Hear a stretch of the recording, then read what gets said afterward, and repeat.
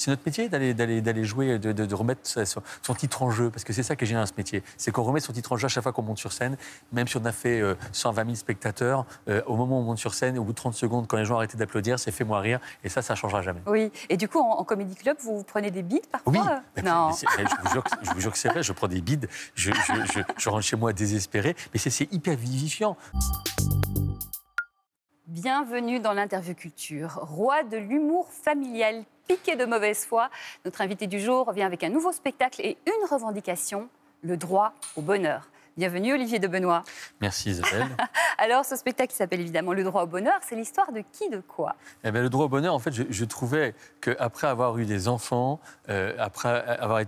étant marié, etc., approchant de la cinquantaine, je me dis, est-ce qu'à un moment donné, j'aurais droit au bonheur avec toute cette charge quotidienne. Et donc voilà, c'était un peu la conclusion des spectacles que j'ai pu faire avant. Et donc j'ai commencé à creuser sur le droit au bonheur, et c'est un thème qui m'a beaucoup fait marrer, parce que c'est un thème qui est très moderne et en même temps voilà, qui me permet d'aller partout, puisque j'explique dans ce spectacle le bonheur est où, et surtout là où n'est pas le bonheur. Voilà, sachant que j'ai une phrase que j'adore qui dit j'ai reconnu le bonheur au bruit qu'il a fait en partant.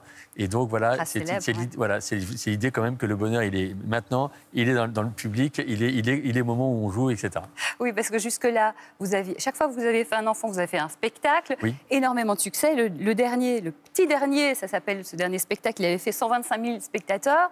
Et là, 5e spectacle, vous craquez, 4 enfants, c'est trop dur, trop de charge mentale, vous n'en pouvez plus. Oui, à propos d'ailleurs, c'est toujours un spectacle où la mauvaise foi est en pole position. On est bien d'accord. Parce que dans le spectacle, j'explique aux mères de famille ce qu'est la charge mentale. Donc évidemment, je me fais siffler lourdement, comme dans tous les spectacles. Non, mais c'est vrai que voilà, c'est les mêmes ingrédients pour ceux qui ont vu, qui connaissent mon travail. C'est-à-dire, c'est le chantre de la mauvaise foi, le roi de la mauvaise foi.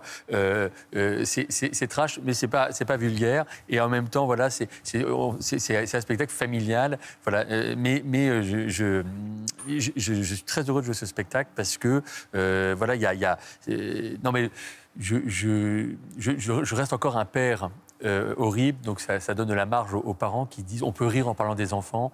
J'explique d'ailleurs voilà que avec ma femme on s'était dit qu'on allait faire un enfant jusqu'à ce qu'on en aime un, et qu'on s'est rendu compte que c'était pas notre truc. Voilà, donc on va se diriger vers l'acrobranche et on va arrêter les enfants. On a bien compris le style, évidemment, c'est de l'humour. Dans le spectacle, vous donnez la définition du bonheur. On va regarder ça.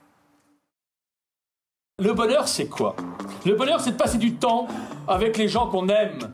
C'est pour ça que je suis ce soir devant vous, loin de ma femme et de mes enfants. J'ai 50 ans de mariage. 20 ressentis, 50. Il paraît que le seul avantage, et je l'ignorais, des gens qui sont mariés depuis 20 ans ou plus, ils n'ont plus besoin de se parler pour se comprendre. C'est une espèce de télépathie qu'ont les couples qui sont ensemble depuis longtemps.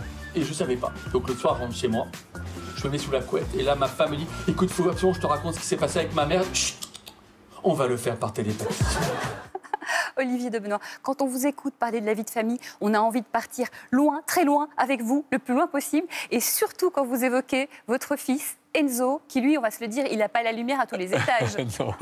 non, il est souvent en heure creuse.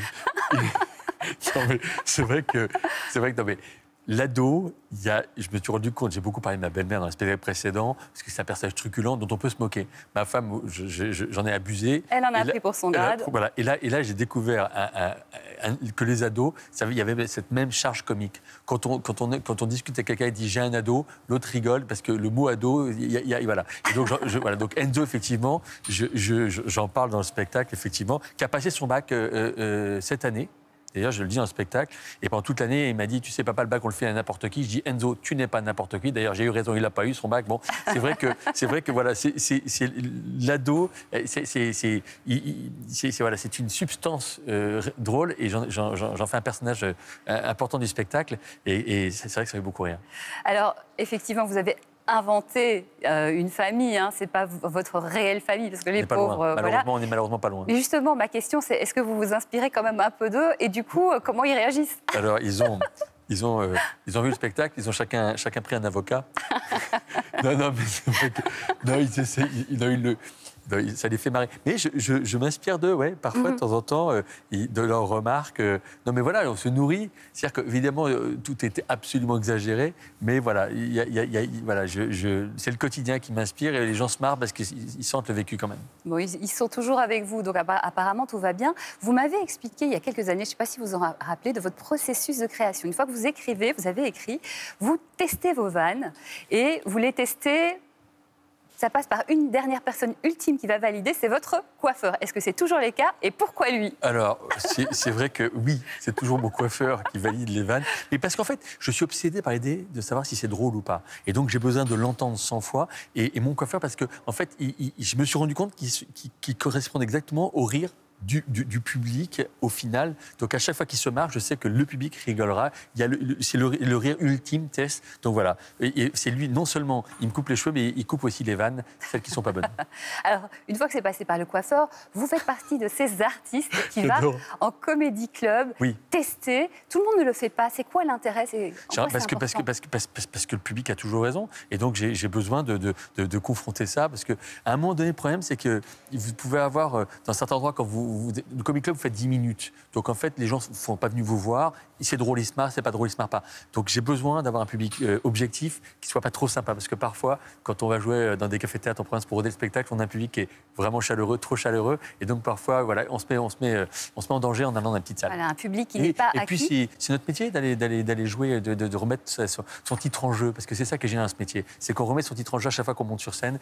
Même si on a fait 120 000 spectateurs, au moment où on monte sur scène, au bout de 30 secondes, quand les gens arrêtent d'applaudir, c'est fais-moi rire, et ça changera jamais. Oui, et du coup, en comédie club, vous prenez des bides parfois?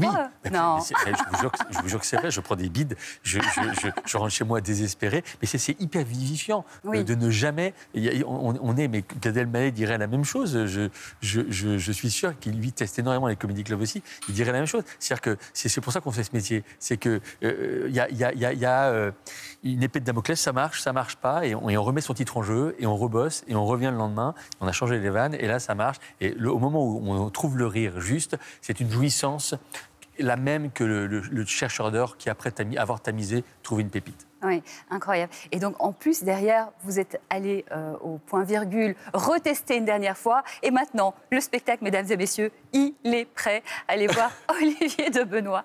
Ça s'appelle Le droit au bonheur. Ça se passe à l'Européen à partir du 17 octobre. Et puis, en tournée, d'ores et déjà, dans toute la France en 2025 aussi, donc certainement près de chez vous.